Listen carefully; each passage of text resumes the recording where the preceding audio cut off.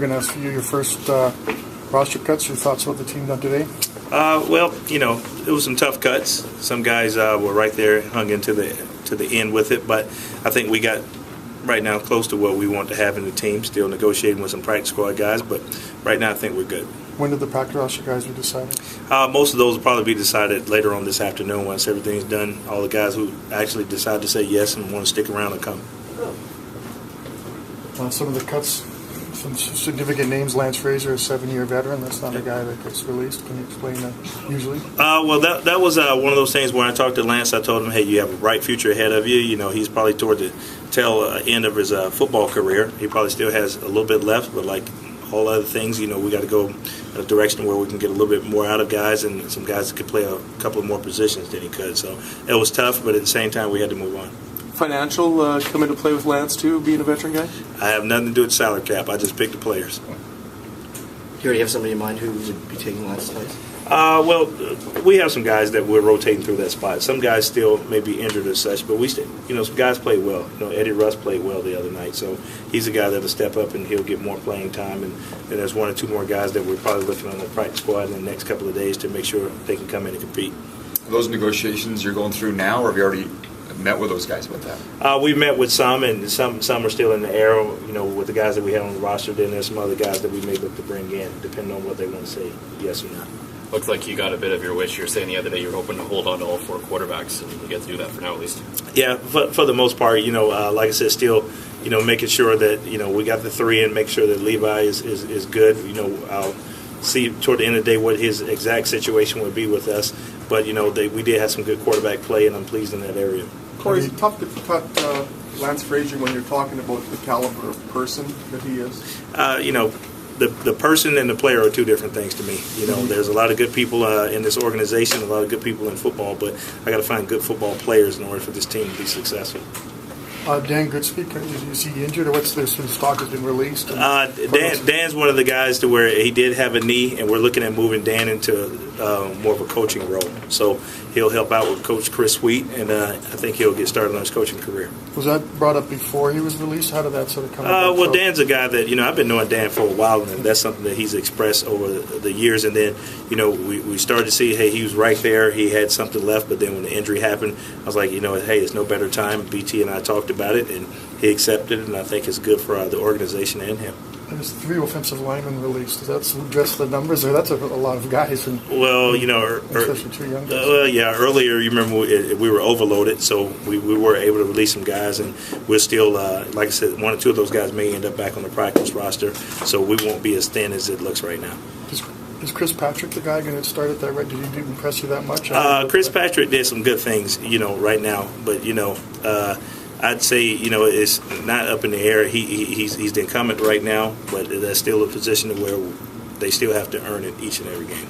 Jay Alfred, was he a guy you just didn't get enough time to look at, or is he potentially on the practice roster? Jay is a guy, I'll tell you what, Jay was a guy that we wanted to sign early in the offseason but couldn't get him in. Wish he'd have came a little bit earlier because he did show some good things. He won't be on the practice roster right now, but he's a guy that, hopefully in the future we can take a second look at. What about the play your quarterback backups the other night? Now that you've looked at it again, is it a tough decision? 2, 3? Does it matter to those guys? I'm not sure where they are. Right now in my mind, Drew's still the 2. Drew he fought his way all the way through camp, and he showed it in the Saskatoon green and white game, and then he showed it in BC, and then he showed it last night. So, so that was positive to see him come up, and then there was at the end, JT had the little Hail Mary type deal. But we have some quarterbacks, and I hope that we can keep growing in that area.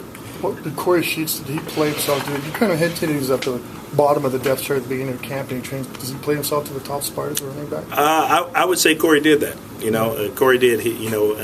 But like anything else, he played himself to the top. He has to play himself to stay at the top. It's not one of those things where he's locked in for the whole year. Not to put pressure on any one individual, but he's earned that spot in my mind, and he has to now keep it. There were a couple blocking. Was one blocking time he got blown over? Does he have to sort of pick up on that part? Well, of the game? that's the part. Like I said, there's always areas that each guy can improve in, and right now he has to learn the protection a bit more, and he has to learn how to be a bit more aggressive with his blocking. But he's pretty good in that area, and hopefully he gets better. How's this process been for you? Like you said the other day, you've been in the other chair before. How has it been going through this process, dealing with these cuts? It wasn't tough. The toughest thing is, once we got through the football part, I asked each and every guy, where are you going from here, and just to make sure, hey, what's your mindset? Some guys can still play. Some guys, they probably need to go into a second career. Just making sure that they knew that it's okay to be disappointed, but don't be discouraged. Where does that come from? That's more than just a boss-employee relationship. You are guiding these guys as they go out the door. Well, the one thing about it is a privilege to play football, but it's not, it's not the end of your life when your football career is over. Something else is beginning, and hopefully they can take the lessons from this game, the discipline and all the things you have to learn, and they can take it into their everyday work lives and be successful, or the lessons that they didn't learn, they can learn on the next team. Sonoros Moss played very well in return game the other day. Is that something that helped him stick around? Oh, that was one of the areas we wanted to evaluate him in, is being a returner, and I thought he did some good things in the return game, and that he's one of the guys that we're going to look at to possibly being a returner on this team. And he did some good things, and I'm glad that he showed up. Cornerbacks, you're looking at Paul Waldo there, and you're pointing in, or is Tristan Jackson playing there? Well, that'd be a deal to where right now that'll be settled toward the end of the week. That's a thing, because it may allow us to do some other things that we may want to do. But Paul is a guy that he's still competing for that spot. He's a competitor. He's not happy with just special teams. So I like to see how that plays out. May the best guy win. Do you have an update on Odell Willis? I know he seemed to be pretty injured or hurt. Oh, no. Odell's fine. Odell's fine. We're still being cautious with him. He may not practice tomorrow, but he should practice day 2. And like I told him, if you're not on the field day 2, then don't expect to make that trip. So he'll be on the field day 2, but we just want to give him one day. He may practice, but as of right now, we're just trying to be cautious with him. Is that a knee injury? No, it's just a upper thigh bruise. Can you talk a bit about Lance Frazier? I realize you distinguish between people and players. Yeah. But can you talk about Lance Frazier? Lance is an ultimate pro. When I spoke to him afterwards, I told him, I said, Lance, it's not as tough as somebody might think it's going to be. I said, because I'm actually doing you a favor. I said, because you're a professional guy, and I said, the longer you play this game, the less time you're going to have in your second career. And I think he's ready to move on. If he gets on another team, that's good with him. I think Lance can be a coach. He can be in personnel. There's a lot of different things he can do. Like I told him, you have a bright future ahead of you. And I can see that, he, and like you say, he set himself up for some things coming. So hopefully he's successful in the area. But you'll see Lance's name again, whether it's a coach or a personnel or something. I do believe that. Any thoughts on keeping him here in any of those roles? I have too many coaches as it is right now. No, one of the things, the biggest thing that you could do for most guys is to take that time off.